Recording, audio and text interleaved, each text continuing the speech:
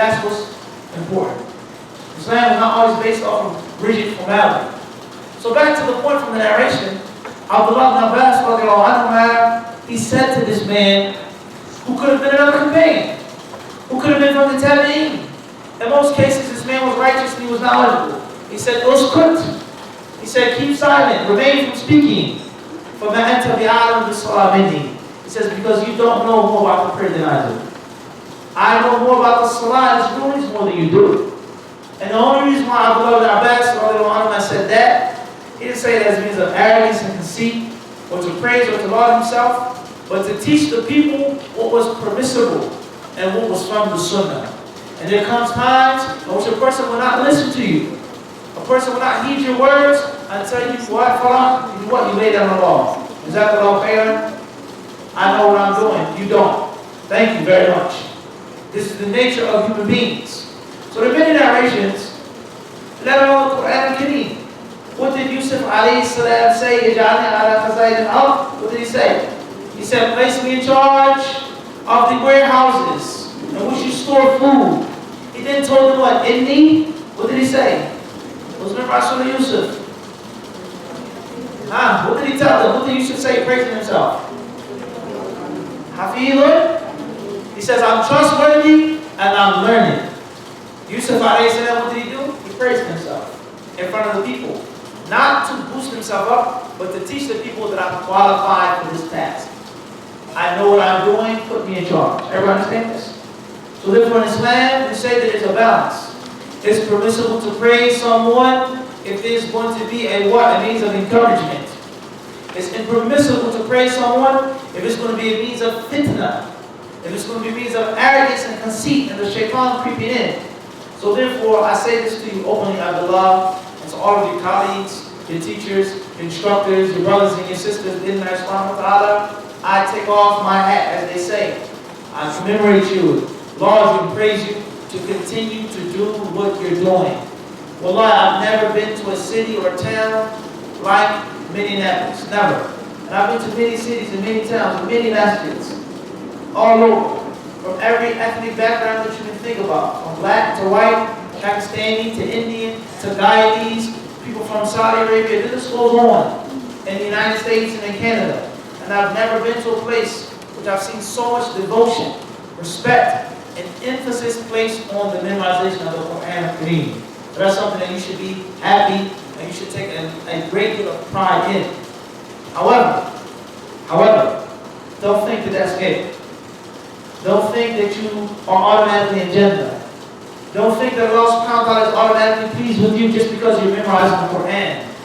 That's great, but there's much more. There's much more. And I was requested to speak about the virtues of the Quran al-Kareem, the virtues of memorizing, but that's not what I'm going to talk about. Malish, as we say inside, Malish. It's not what I'm going to talk about. I'm going to talk about something else. And that is because I'm sure you hear this often. And what Abu Anas said, that memorizing the Quran al-Kareem is an integral part of the Somali culture. It's a big part of the Somali culture to make tahdeed. So not only is it a religious practice, inshallah, you do it for Allah, you do it as a means of worship, but it's also something that's natural. It's a part of your culture. So you're going to hear the lectures, you're going to hear talks about the virtue of memorizing, the virtue of the Quran, the virtue of the Dusi, etc. What did I have on? My stay with you is limited. Just a few days, and the next thing I'll be back on the East Coast. So I want to talk about something different in Allah subhanahu wa ta'ala. What I want to talk about is how to enhance and how to increase your memory. What's the proper way of memorizing? What is the best way of memorizing Quran and things others besides the Quran al-Kareem? You have good teachers, you have good instructors, your parents, your fathers, your mothers. They want to teach you many things that are beneficial. But many of those things are going to be traditional. And it's not saying that those traditional things are bad. But what we want to do with Allah subhanahu wa ta'ala is we're going to give you more. We're going to finely tune the skill and the art of hifz, of memorizing. Know for sure that memorizing is a skill. And it's a talent. And memory goes back to several things. And from the things that memory goes back to, first and foremost, is jibillah. is natural talent, natural intelligence, the natural ability to suck up and to hold information. There's some people that are naturally born and they're smart, quote unquote. Some people that are naturally born and they have good, strong, sharp memories by nature. They may not study, they may not pray, they may not practice Islam, but they're naturally quick and witty. And then we have another type of hifz, or another type of intelligence, because memory is a type of intelligence, which we call muhtasab. It's something that you gain. It's something that you acquire. It's a skill set that you take from your own labor. And that's what we want to speak about with Allah subhanahu wa ta'ala. How to enhance the memory that you already have and how to grow stronger. Not what your teacher's telling you, not what the Imam of the Masjid is telling you, but as a student of knowledge. Because memorizing the Quran, without a doubt, it takes a great deal of effort. It takes a great deal of sacrifice. But the Quran itself is already miraculous. Do you understand this? You being here in this duxi, the efforts that you put forth, the efforts of your teacher, that's only a small piece of you memorizing the Quran. But the Quran itself has been made easy. It has been facilitated by Allah subhanahu wa ta'ala. وَلَقَدْ يَسَّرْنَا الْقُرْآنَ لِلذِّكْرِ. Allah says, وَلَقَدْ. Certainly, indeed, without any question, no doubt. وَلَقَدْ يَسَّرْنَا. Allah says, we have made the Quran easy for dhikr. And the only thing that you have to do is to have it in mutakir. Will you remember? Will you try to memorize the Quran? So the point I'm trying to get to is, when you study and memorize the Quran, which is a lot, but when you move on to other fields, other sciences, the memorization is not that easy. Memorizing the hadith of the Prophet is not as easy as memorizing the Quran. The first reason is that the Quran is miraculous in nature. The second reason is that you constantly hear the Quran all of the time, in the Salah, in Ramadan, in Tarawih, the tapes, the CDs, on the internet. It's not the same with hadith of the Prophet, let alone books, rulings, ahkams, the Arabic language, etc. It's not something that you always hear. So therefore, if you wish to memorize these things, if you wish to learn and master these other fields of Islamic study, then you need more guidelines. And your Quran teacher cannot always give you those guidelines. So that's what I'm going to share with you in the next subhanahu wa ta'ala. And I've selected for you a book. It's a very beneficial book in the Arabic language. And the name of the book is called كيف تحفظ كيف تقرأ كيف تفهم. And it says, or the book says, how to read, how to study, how to memorize. The author of the book is a scholar named Abdulaziz As-Sadhan. He wrote a book, a very big book called Ma'alim fi Tariqi Talab al-Ilm. A book that is entitled Milestones and the Road of Seeking Knowledge. After the book was put into wide circulation, many people learned and studied the book. He summarized the book. And he took some of the most important, some of the most influential points from the book into this small treatise. And he gave it this title, this title, how to read, how to study, how to understand. So I'm going to read to you, these 3 points. The first is how to memorize, second is how to read, and third is how to understand. The author, he says, and I'm going to read to you the index of the book, the index of the book. And one of the skills that you have to acquire as a student of knowledge is that whenever you buy a book, you should always read the introduction of the book. You should always read the table of contents for every single book that you have.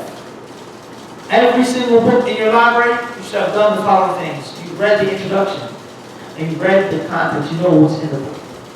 The author, he says, كيف تحفظ. أولا, he says first and foremost, page 21, اختيار الوقت المناسب is choosing an appropriate time for memorizing. In other words, the author is saying to you, there are some times that you can memorize, but it's not the most appropriate time to memorize. It's not the optimal time to memorize. It's not the best. And when you just memorize it 1 day out of the week, 2 days out of the week, a hadith or two, a surah or two, a juz or two, it's not that deep.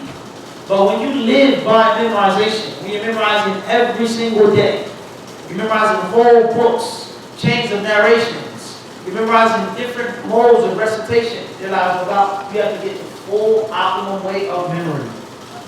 A professional. Someone who does it on the side is not like someone who does it as a professional. So that's the first point, brothers and sisters, is that when it comes to memorizing, there are times which are best. Whether it's before Fajr, after Salat al-Fajr, between the Adhan and the Iqamah, before you go to sleep, whatever the time is that there are times that are what? That are most appropriate. The author then says, اختيار المكان المناسب is selecting an appropriate place. In other words, some places are not good for memorizing. Whether it's the atmosphere, the color of the walls, the circulation in the room, the expansiveness of the room, the tightness of the room, etc. And for this reason, I know it's a Somali tradition, but in Yemen, when I got to Yemen, I saw many people, when they wanted to memorize things, they would go in the corner. And they would sit in the corner, all the way to the corner. They would salute themselves from everything and everybody else. As if these people, from their cultural practices, was to make a small, tight, confined space to memorize. But if a person was in a big open space, perhaps it's distracting them. Perhaps he can't focus. Everybody's different. Every place is different. Every time is different. Some of the people's knowledge in the past, they said that it's best to memorize in a high, lofty place, not in a low place. Some of the people's knowledge, they prefer to memorize in an open area. Some of the people's knowledge, they actually mention the color of the clothing that you should wear and the colors that you should look at when you're memorizing. Now you may see this as extreme, this is a bit much, but as we said before, a person's memorizing thousands and thousands of hadith. He needs every single ounce of energy to memorize in the best and most perfect way. The author then says, the third point, اختيار القدر المناسب is selecting the appropriate amount to memorize. In other words, if you're trying to memorize too much, if you're memorizing too little, if you're not pacing yourself and balancing yourself out, then you're going to lose out on this skill of hifz. And this skill of hifz is considered to be the bread and the butter of the student of knowledge. It's your bread and your butter. It's your main staple tool. It's hifz, it's memory. It says, اختيار الهيئة المناسبة, selecting an appropriate situation. In other words, some people, it's best to sit down and memorize. Others, in the Prophet's message, you find them, they walk back and forth. He goes from one end of the Prophet's message all the way to the other end of the Prophet's message. Some people, they sit and they cross their legs and they go from side to side, rock back and forth. Others lay down. Some people, you see them in the Islamic University of Medina, they sit, they fold their legs, and they'll read really super fast. And then when it comes time for the exam, a time for them to lead the salah, a time for them to put out the work that they put in, they read in a normal pace. And him is that there is an appropriate situation to memorize. In other words, a person may not be able to memorize if he's stressed out, or if you have to use the bathroom, or if you're hungry, or if you're hot, or if you're cold, or if you're angry, or if you're too happy, whatever the case may be. There's an appropriate situation. The next point the author says, تجزئة المحفوظ is breaking down what you memorize. Surah Al-Baqarah, it's almost 300 verses. And who's the person that memorized Surah Al-Baqarah in one day, in 1 week? Some people spend years memorizing, some months, some weeks, depending on how they study. What's important is that if you break it down, if you cut it into pieces, no matter how big or how difficult the book seems, it can become easy. But put it into small pieces. Let's make an example of this. There's some people in the Prophet's Masjid who come from the country of Mauritania. In Medina, we call them Shanafiqa. This person is Shinqiti. And Shinqiti people, they are known for their powerful minds, their very strong memory in that country. And if you sit down and talk to them and ask them, what do you do? How do you memorize so much, so well? Well, some of them, they'll tell you, I take one hadith at a time, and I repeat the hadith 300 times. Not 10 times, not 20 times, but 300 times. You may say, that's a waste of time. How can you memorize 40 hadith if each one you recite 40 times? So let me say this. We say it's because what they're doing is called al-itqan.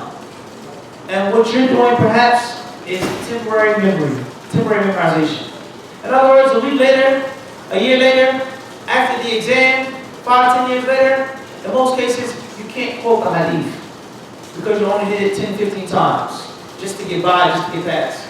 But the one who said one hadith 300 times, there lies no doubt it's very difficult for that hadith to leave his memory. Even if he wants to forget it, he can't. Because he's permanently burnt it into his mind. So how do you do this? It may take a longer time, but it's a bigger, greater benefit. Everybody see the point I'm trying to get to? Is breaking it down, chopping it up into pieces. And as the Chinese say, the journey of 1,000 miles begins with one footstep. 1,000-mile journey begins while you're taking one step. The author then says, وَحَدَ النُّسْخَةَ الَّتِي تَحْفَظُ مِنْهَا. Another point of memorizing is to have one copy of what you're memorizing. In other words, if you're memorizing 40 hadith of Nawawi, don't read from 4, 5, 6 different books. Have one copy. Some of my Quran teachers, some years ago when I first started memorizing the Quran al-Kareem, they would tell me, they say only use one mushaf. Don't use two. Don't have a big one and a small one. Have one mushaf that you read from. And wallahi, to this day, when I think about when you start memorizing the familiarity of the page, the exact look of the page, it sticks in your mind. Let alone the fact that you get comfortable with that print. You get comfortable with that copy, and inshallah you become a part of it and it becomes a part of you. And no one can understand this or truly benefit from this except those who can value and appreciate this concept. The author even says, شَكِلِ الْمَتْنَ الَّذِي تَحْفَظُهُ تَشْكِيلًا نَبَوِيًّا. It's for you to write down and place all of the vowel sounds, all of the vowel marks, all of the diacritical marks in your book. Make sure that every single letter has a vowel on it. And as the people of hadith, they say, شَكِلٍ مُشْكِلٍ. They say put vowels on that which is problematic. You're memorizing the book, you're memorizing someone's name. Is his name Bashir, Bushair, or Bushayr? His name Hamid, Humaid, or Humayd. You may think to be a simple, easy thing, but as years go on, you may forget the proper pronunciation. As years go on, somebody may come behind you and read your book and mispronounce something. And if you memorize something incorrect, if you change a kasra to a fatha, a dhamma to a fatha, you can change the meaning. And you can make a statement of disbelief by saying something from a fatha to a kasra, or a dhamma and a fatha. So therefore, you know who's going to read your books. You know who's going to come across and take your legacy. So write in the vowels of what you are memorizing. This is the skill of the author. It says,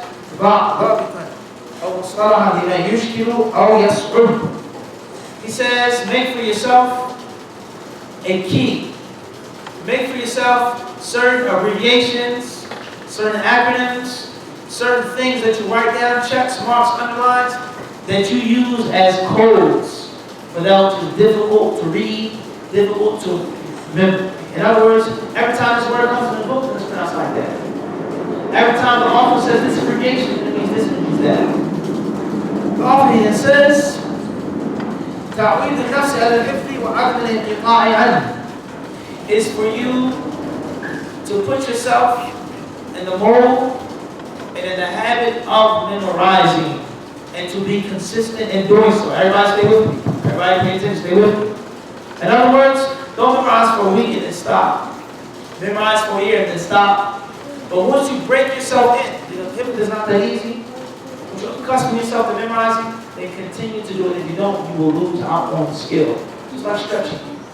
Once you stretch yourself out for whatever you want to do, and you stop stretching, you stop exercising, you get old, and it's harder to stretch. And then you can't do what you used to do anymore.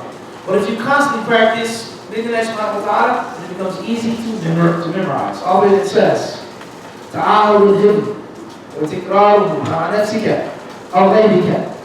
It's for you to constantly look after what you have memorized, review it, revise with yourself and with others. And the sign of a true student of knowledge is that he always practices. Or as we say Abdullah, he always spars. You don't get rusty. Always practice with others, what you memorize and what you previously learned. The only thing it says, Al-Amru bil-Ma'ful. It's to act upon what you have memorized. In other words, if you memorize the Quran, this juz and that juz, or you're still sinful, you're still disobedient, you're not acting upon what you memorized, then you're going to lose it. You're going to lose what you have memorized. The next point the author says, ما ذكر من المآكل والمشارب المعينة على الحفظ. He says foods and drinks that strengthen your memory. There are certain things that you eat that make you memorize faster, quicker, and hold it more. There are things that you drink that enhances a person's memory. Now we don't have the time to get into that right now because I'm getting a cutoff signal as we speak. 5 more minutes and we're pulling the plug, huh? It says, ما يتعلق بقراءة نماذج من سير الكفار. Last but not least is to read the stories, the biographies of those master memorizers of the past. When you read what they did, how they did it, how fast they did it, how much they read, how much they studied, and how they perfected what they memorized, it is a means of 2 things, inshallah. Number 1 is a means of encouragement because you want to be like them. And as it states in the famous line of poetry, تشبهوا بالكرام وإن لم تكونوا مثلهم إن التشبه بالكرام فلاح. A wise man, he said, imitate the successful, imitate the nobles, even if you're not like them, even if you're ignoble, you're not noble, or imitating noble people is a means of nobility. You want to be tough, hang around tough guys. Imitate them, be like them, and it'll rub off on you without a doubt. So therefore, when you read these stories, it encourages you, and you want to be like them. And secondly, and most importantly, is that it's a means of humbling yourself. Because it's easy to become arrogant and prideful. I'm the best in my class, I'm the top student, I graduated with the highest grades, I know this, I know that, I'm the most knowledgeable person in this whole school building, this whole room, so on and so forth. It's easy to become conceited. When we read what this Imam did, and how he memorized, and how he wrote his book from his memory, you humble yourself and say, I'm really nothing compared to them. So therefore, these are some points. Perhaps you can benefit from them, inshallah subhanahu wa ta'ala. Perhaps others can benefit from them. This is what I want to share with myself, and share with you, my brothers and sisters in Islam. We've run out of time. If anybody has any comments or corrections or something that they want to say, or any questions, now is the time, and if not, jazakumullahu khairan. Alhamdulillahi rabbil alameen. Jazakumullahu khairan, Shaykh Muhammad, for teaching us guidelines on how to memorize the Quran better. And I hope we benefit from this, inshallah. So if any of you guys have comments or questions, now's the time.